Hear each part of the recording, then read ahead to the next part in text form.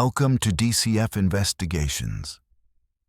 The Pacific Northwest is a land of deep, verdant forests, towering mountain ranges, and a climate that often wraps the world in a shroud of gray mist and relentless rain. It is a place where secrets can be buried beneath a canopy of ancient pines, hidden away from the prying eyes of civilization. It was here, against the backdrop of a cold, wet Thanksgiving Eve in 1971, that a man stepped out of the shadows and into the pages of history, orchestrating the only unsolved case of air piracy in commercial aviation history. This is not just a story about a hijacking. It is a story about the end of an era, a perfect crime, and a mystery that has haunted the Federal Bureau of Investigation and amateur sleuths alike for over half a century. Tonight, we open the files on the man the world came to know as D.B. Cooper. To understand the gravity of this event, we must first transport ourselves back to the atmosphere of 1971. The world of air travel was fundamentally different from the high-security fortress we navigate today. It was the golden age of aviation, a time when flying was glamorous, accessible, and remarkably casual. There were no metal detectors, no invasive body scans, and no long lines of passengers removing their shoes. You could walk into an airport, purchase a ticket with cash, and walk onto a plane without showing a single form of identification. Security was minimal, often consisting of nothing more than a glance from a gate agent. It was an era of trust, or perhaps an era of naivety. On the afternoon of November 24th, 1971, a man approached the flight counter of Northwest Orient Airlines at Portland International Airport in Oregon. He was indistinguishable from the thousands of other travelers rushing home for the holiday. Witnesses described him as a male in his mid-40s, standing about 6 feet tall. He wore a dark business suit, a white-collared shirt, a narrow black necktie with a mother-of-pearl tie clip, and a black raincoat draped over his arm. His eyes were concealed behind dark sunglasses. He carried a dark attaché case. He identified himself simply as Dan Cooper. With a $20 bill, he purchased a one-way ticket on Flight 305, a 30-minute hop from Portland to Seattle-Tacoma International Airport. Cooper boarded the Boeing 727-100 and took seat 18C in the rear of the cabin. The aircraft, with the tail number N467US, was only about a third full. He ordered a bourbon and soda and lit a cigarette, settling into the quiet hum of the pre-flight routine. At this moment, he was just another businessman, perhaps weary from work, looking forward to a drink. But as the plane taxied and climbed into the overcast sky, the man in 18C was about to shatter the tranquility of the afternoon. Shortly after takeoff, around 3:00 p.m., Cooper handed a folded note to Florence Schaffner, the flight attendant situated nearest to him in the jump seat attached to the aft stair door. Schaffner, accustomed to lonely businessmen flirting with stewardesses, assumed the note contained his phone number. She slipped it into her purse without reading it. Cooper leaned toward her and whispered a sentence that would freeze the blood in her veins. He said, "Miss, you better look at that note. I have a bomb." Schaffner retrieved the note. The exact wording remains a subject of debate as Cooper later reclaimed the paper, but the essence was clear and terrifying. It stated, in neat, all-capital letters, that he had a bomb in his briefcase and that he wanted her to sit next to him. Schaffner obliged. She asked to see the bomb. Cooper calmly opened his briefcase. Inside, Schaffner saw 8 red cylinders arranged in 2 rows of 4, connected by red insulated wire and a large cylindrical battery. He closed the case and dictated his demands.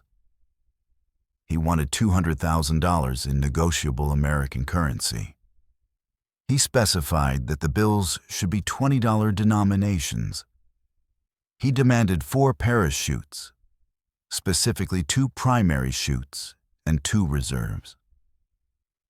He also demanded a fuel truck standing by in Seattle to refuel the aircraft upon arrival.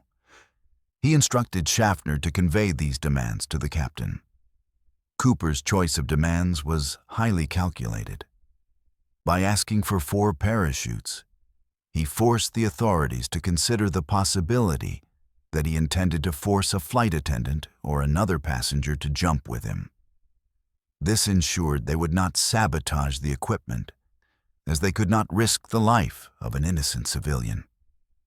The pilot, Captain William Scott, contacted Seattle-Tacoma Air Traffic Control, who in turn alerted local and federal authorities. The president of Northwest Orient Airlines, Donald Nyrop, authorized the payment of the ransom immediately. The airline's priority was the safety of the passengers. While the FBI scrambled to assemble the money and the parachutes, the plane circled Puget Sound for approximately 2 hours. The crew was instructed to tell the passengers that a minor mechanical difficulty was delaying their landing. Remarkably, the passengers in the main cabin remained largely unaware of the drama unfolding in the rear of the plane. Cooper sat quietly, sipping his second bourbon and soda, occasionally checking his watch. He was polite, well-spoken, and displayed none of the erratic behavior typically associated with criminals or hijackers. He even insisted on paying his tab for the drinks, attempting to give Schaffner the change. On the ground, the logistics of the ransom were frantic. The FBI obtained the money from Seattle First National Bank. It amounted to 10,000 $20 bills. Crucially, the agents made a record of the serial numbers of each bill, a detail that would become the cornerstone of the investigation for decades to come. The parachutes were sourced from a local skydiving school and a stunt pilot, as Cooper had rejected military-issue chutes, preferring civilian models with manually operated ripcords. At 5:39 p.m., the aircraft landed at Sea-Tac Airport. Cooper instructed the pilot to taxi to a remote, well-lit section of the tarmac. He demanded that the lights inside the cabin be dimmed to prevent police snipers from getting a clear shot. The exchange was tense but orderly. A Northwest Orient employee approached the aircraft and delivered the knapsack containing the money and the 4 parachutes via the aft stairs. Once Cooper verified the delivery, he allowed all 36 passengers and Schaffner to disembark. He kept the flight crew on board.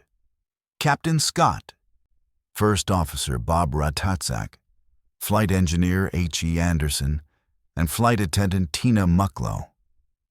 During the refueling process, Cooper outlined his flight plan to the crew. It was specific and highly unusual, suggesting a deep knowledge of aviation capabilities. He wanted to be flown toward Mexico City at the slowest airspeed possible without stalling, approximately 100 knots. He demanded the landing gear remain deployed in the takeoff and landing position, and the wing flaps be lowered to 15 degrees. He restricted the altitude to a maximum of 10,000 feet. Crucially, he insisted that the cabin remain unpressurized. This was necessary because he intended to open a door mid-flight, and a pressurized cabin would have made that impossible or catastrophic. The crew informed him that the range of the 727 under those drag-heavy conditions would not allow them to reach Mexico City without refueling. They agreed on a refueling stop in Reno, Nevada. Cooper also demanded that the rear air stair be left open for takeoff. The airline and the pilots argued that it was unsafe to take off with the stairs deployed. Cooper, maintaining his eerie calm, conceded the point, but stated he would lower them himself once they were airborne. At approximately 7:40 p.m., Flight 305 took off from Seattle into the dark, rainy night. Two F-106 fighter jets from McCord Air Force Base were scrambled to trail the airliner, one flying above and one below, attempting to stay out of Cooper's sight while maintaining visual contact. However, the weather was atrocious, and the heavy cloud cover made visual tracking nearly impossible. Inside the 727, Cooper ordered Tina Mucklow to go to the cockpit and close the door. She was the last person to see him alive. Alone in the cabin, Cooper donned the parachutes. He strapped the bank bag filled with money to his body. At approximately 8:00 p.m., a warning light flashed in the cockpit, indicating that the aft air stair apparatus had been activated. The pilots noticed a change in air pressure, a definitive bump in the ears that signaled the cabin was exposed to the outside elements. At 8:13 p.m., the aircraft's tail section experienced a sudden upward movement, requiring significant trimming by the pilots to bring the plane back to level flight. This oscillation is widely believed to be the moment D.B. Cooper leapt from the rear stairs into the freezing void. The aircraft was flying through a heavy rainstorm over the rugged terrain of southwestern Washington, somewhere between the towns of Ariel and Woodland, near the Lewis River. The outside temperature was 7 degrees below zero at that altitude, with a wind chill factor of nearly minus 70 degrees due to the speed of the aircraft. Cooper jumped into absolute darkness, into a forest of Douglas firs, carrying 21 pounds of cash, wearing loafers and a trench coat. When the plane landed in Reno at 10:15 p.m., the aft air stairs were still deployed, dragging along the runway in a shower of sparks. The FBI and local police surrounded the aircraft, but a quick search confirmed what the crew already suspected. The cabin was empty. D.B. Cooper was gone. The immediate aftermath saw the launch of one of the most extensive manhunts in American history. Operation Norjack, short for Northwest Hijacking, mobilized hundreds of soldiers, FBI agents, and local police. They combed the wilderness where Cooper was calculated to have landed. They used helicopters, airplanes, and ground teams to scour the dense underbrush. They searched farmhouse to farmhouse, dragged the depths of Lake Merwin, and retraced the flight path grid by grid. Yet they found nothing. No parachute, no body, no money. It was as if the earth had swallowed him whole. The investigation turned to the physical evidence left on the plane. Cooper had left behind his black clip-on tie from J.C. Penney, the mother-of-pearl tie clip, and 8 cigarette butts. In a massive oversight that haunts forensic scientists today, the cigarette butts were lost by the FBI sometime during the investigation, destroying the best chance for a DNA profile. However, the tie remained. Decades later, electron microscopy analysis of the tie revealed particles of titanium, cerium, and strontium sulfide. In 1971, these were rare elements used primarily in high-tech aerospace manufacturing or chemical plants. This evidence suggested that Cooper was not just a random criminal, but a man with a background in engineering, metallurgy, or the aviation industry. Perhaps an employee of Boeing or a similar contractor who had been laid off during the massive aerospace downturn of the early 1970s. the FBI released a composite sketch of the suspect, creating the iconic image of the man in the dark sunglasses that remains recognizable today. They distributed the serial numbers of the ransom bills to banks, casinos, and businesses worldwide. For years, nothing surfaced. The case went cold. Then, on a Sunday afternoon in February 1980, nearly 9 years after the hijacking, a breakthrough occurred. 8-year-old Brian Ingram was vacationing with his family on the banks of the Columbia River at an area known as Tina Bar, several miles downstream from the suspected drop zone. While digging a fire pit in the sand, Brian unearthed 3 rotting bundles of cash. The rubber bands had disintegrated, but the bills were still stacked together. A check of the serial numbers confirmed it was a portion of the Cooper ransom. Specifically, it was $5,800. The discovery of the money at Tina Bar raised more questions than it answered. The bills were found in a layer of sediment that suggested they had been deposited there naturally, perhaps by river dredging or seasonal flooding. But how did they get there? Did Cooper land in a tributary and drown, his body washing away while the heavy money bag snagged on a root before eventually breaking apart? Did he bury the money there, intending to return, only to die or be captured elsewhere? Geologists and hydrologists analyzed the sand and the diatoms found on the bills, concluding that the money likely entered the water months after the hijacking, adding another layer of confusion to the timeline. Over the decades, the FBI investigated over 1,000 suspects. Most were dismissed, but a few have remained at the center of fierce debate among investigators and armchair detectives. First, there was Richard McCoy, Jr. 5 months after the Cooper hijacking, McCoy boarded a United Airlines flight and pulled a nearly identical copycat crime. He demanded $500,000, jumped from the rear stairs of a 727 over Utah, and survived. He was caught days later with the ransom money. McCoy was a former Green Beret, a skilled skydiver, and physically resembled the sketch.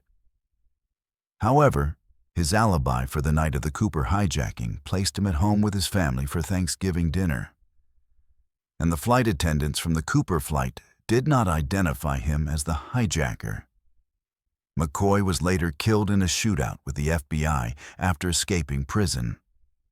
Then there was Dwayne Weber.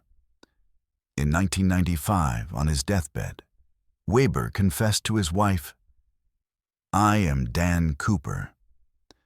He was a career criminal with a history of passing bad checks. His wife later recalled him having nightmares about leaving fingerprints on a plane and finding a book on the hijacking in his possession with margin notes. She also claimed he took her to the Columbia River area near Tina Bar on a trip that seemed like he was searching for something. Facial recognition software has shown a match between Weber and the police sketch, but DNA samples from his family did not match the partial profile lifted from the tie. Another compelling suspect was Kenneth Christensen, a former paratrooper and Northwest Orient Flight attendant. He knew the 727 inside and out. He smoked bourbon and soda. He bought a house with cash shortly after the hijacking. He even looked like the sketch.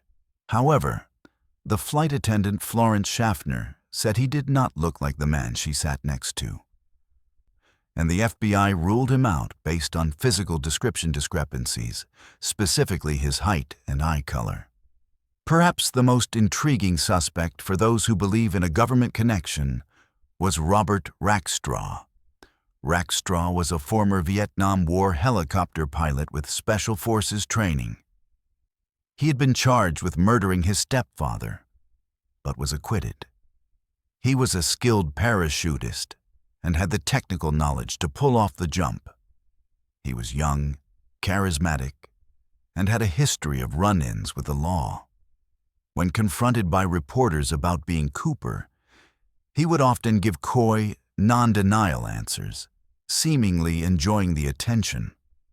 The FBI investigated him extensively in the late 1970s, but ultimately dismissed him, stating he was too young at the time to match the witness's description of a man in his mid-40s.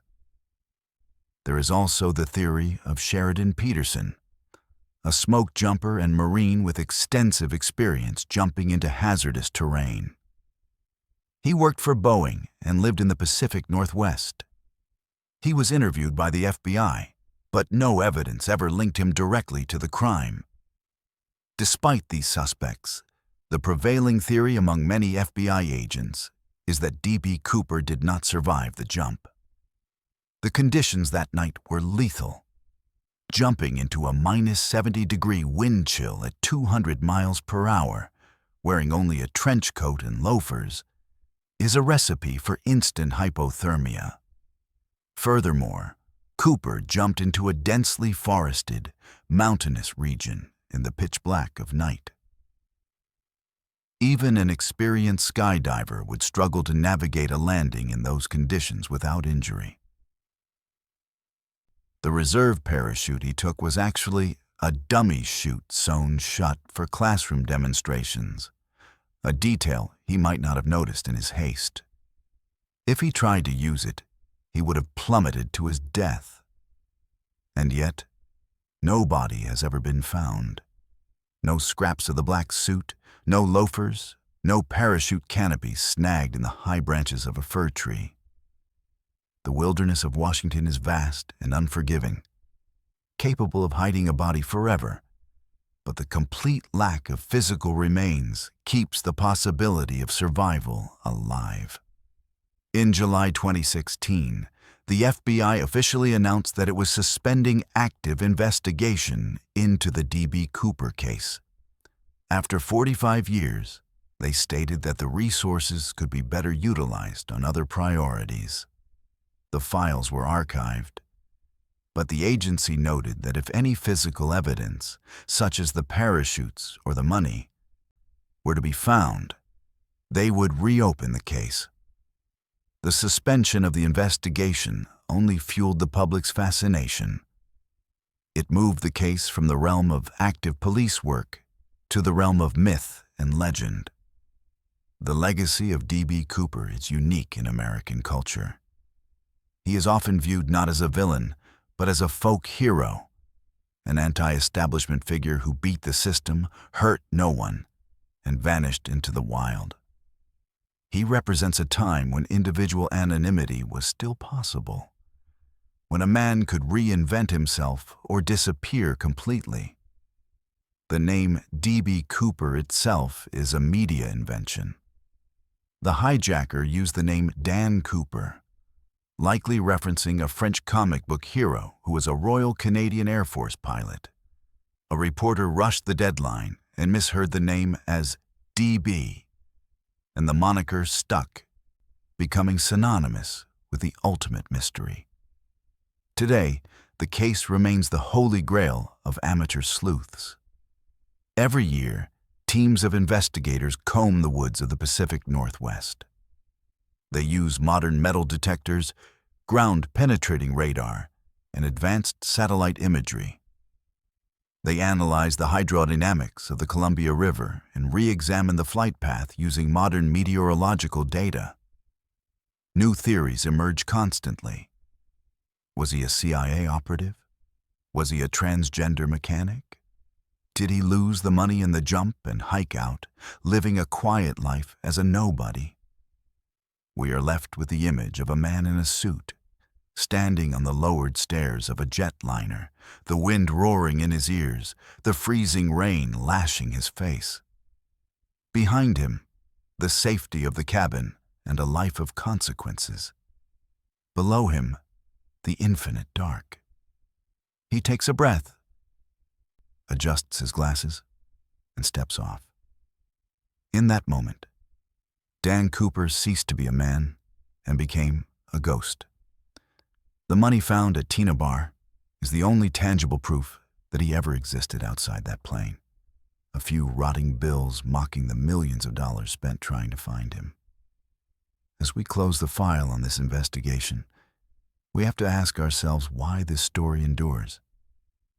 Is it the money? Is it the perfect crime?